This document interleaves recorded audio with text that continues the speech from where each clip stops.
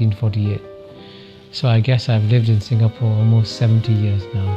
When I grew up, Singapore was still a poor developing country.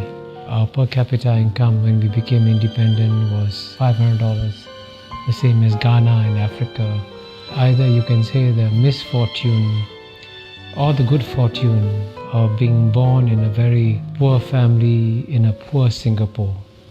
So when I was 6 years old, when I went to school for the first day, we were weighed at school. They wanted to see how heavy we were. And I was declared undernourished. So I was put in a special feeding program when I went to school, and the principal had a big pail of milk, and all the children who were underweight were asked to take one scoop of milk from the pail of milk. And our house in Singapore had no flush toilet. There was crime and riots, gangster fights in my neighborhood. So in a sense, I grew up in what you call a typical third world environment. And it's quite remarkable that in my lifetime, Singapore has gone from being a third world country to a first world country. And I have lived through this remarkable transformation. I was Dean of the Lee Kuan Yew School of Public Policy for 13 years, from 2004 to 2017.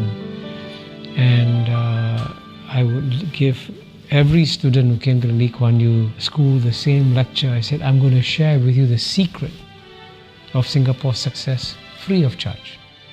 And I to tell the students that if you implement this secret formula, your country will succeed. And I capture the secret formula with the acronym in English, MPH. The M stands for meritocracy.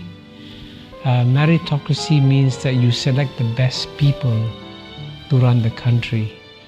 And what brings many countries down, especially in the third world, is that when it comes to selecting the finance minister or the economics minister, they will give their jobs to their brothers, their cousins, their uncles, their relatives, and not to the best people.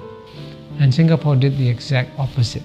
In Singapore, their jobs were given to the best people. And in the case of the Prime Minister, Mr. Lee Kuan Yew, Mr. Lee Hsien Loong, when he went to study in Cambridge University, he was the top student in the class, if not in the university. In fact, his professors were so impressed, they said, you should become a mathematician because you'll become a world-class mathematician. Then he went to study in another great university, the Harvard Kennedy School. And in that university, he's one of the few students to get an article published in a Tier 1 economics journal. Very few students get articles published in a Tier 1 economics journal. So he's incredibly brilliant. And so if the best man of the job is Mr. Lee Kuan Yew's son, then he should be selected.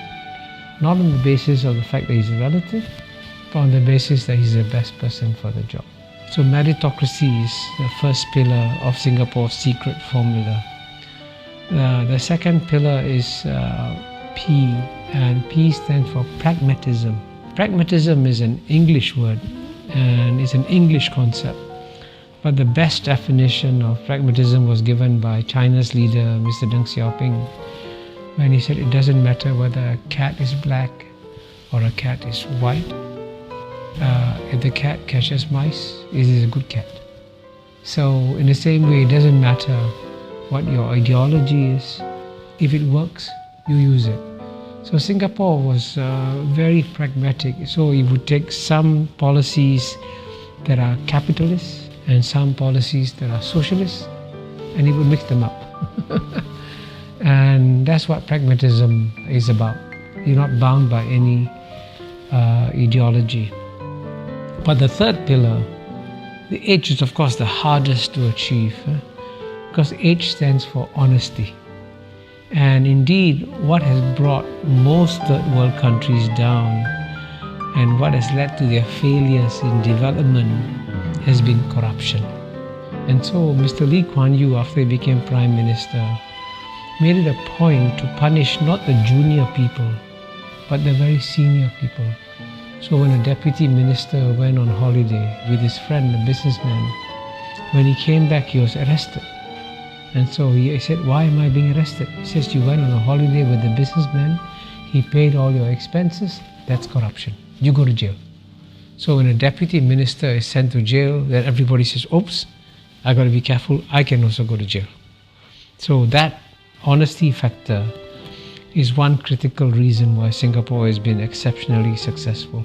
So it's a combination of meritocracy, pragmatism and honesty. Then that's the formula for Singapore's success.